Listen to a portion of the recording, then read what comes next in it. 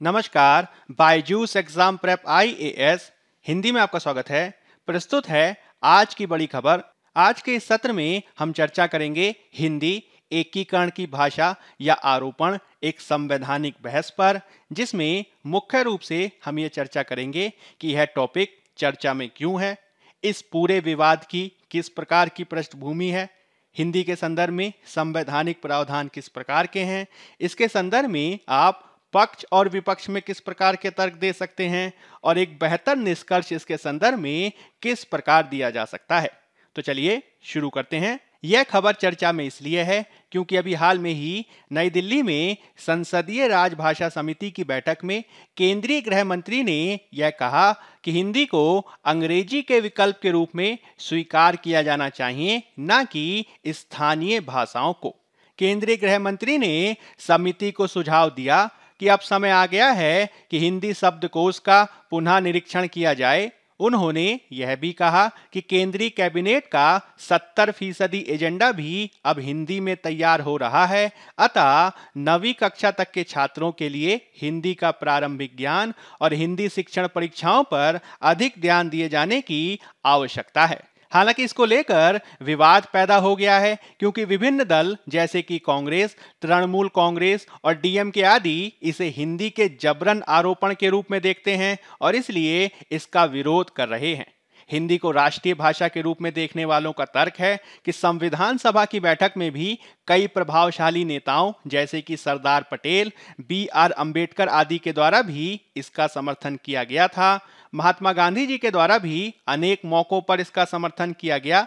हालांकि इसके आलोचकों का यह भी तर्क है कि वास्तव में गांधी हिंदी की बजाय हिंदुस्तानी भाषा को अधिक वरीयता देते थे, जो हिंदी और उर्दू का मिश्रण है। जबकि इसके विपरीत वर्तमान में जिस हिंदी को राष्ट्रभाषा बनाए जाने की बात की जाती है, वह वस्तुतः संस्कृत निष्ठ भाषा है। चूंकि संविधान सभा में इसको लेकर सर्वसहमति का अभाव था, अतः इसे आगे चलकर मुंशी आयंगर फॉर्मूले के आधार पर अपनाया गया। इसके तहत भारत की संविधान सभा ने देवनागरी भाषा में लिखी गई हिंदी को अंग्रेजी के साथ साथ देश की आधिकारिक भाषा के रूप में अपनाया था।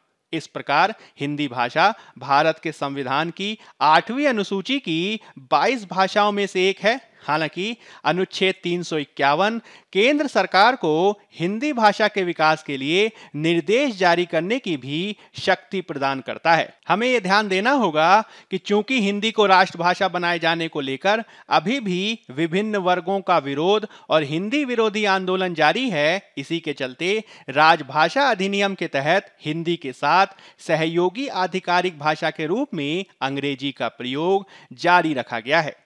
हिंदी के पक्ष में एक तर्क यह भी दिया जाता है कि जनगणना 2011 के अनुसार देश की 44% जनसंख्या के द्वारा हिंदी भाषा बोली जाती है, जो 1961 के 30% की तुलना में काफी अधिक है। आप इस चार्ट में भी यह देख सकते हैं कि किस प्रकार से हिंदी भाषा दूसरी अन्य भाषाओं की तुलना में काफी अधिक बोली जाती है। हालांकि हमें यह भी ध्यान रखना होगा कि हिंदी के ही अंतर्गत अनेक उत्तर भारतीय क्षेत्रीय भाषाओं को भी समाहित कर दिया गया है, जिनमें भोजपुरी, राजस्थानी, मगधी आदि भी शामिल हैं, जिन्हें पूर्ण रूप से हिंदी का रूप नहीं कहा जा सकता है। इस पूरे वाद विवाद में हमें इस बात को समझना होगा कि किस प्रकार से भाषा का संबंध व्यक्ति की पहचान से होता है। सामान्यतः भाषा का प्रयोग राष्ट्र निर्माण में किया जाता है, किंतु हमें एक भाषी राष्ट्र के स्थान पर देश में विभिन्न भाषाओं की सुरक्षा करनी होगी, क्योंकि भारत में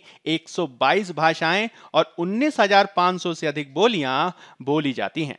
इसमें यह भी महत्वपूर्ण है कि हिंदी का इतिहास अधिक प्राचीन नहीं है, जबकि तमिल, कन्नड़, तेलुगु इत्यादि भारत की अन्य भाषाओं का इतिहास अत्यंत प्राचीन है।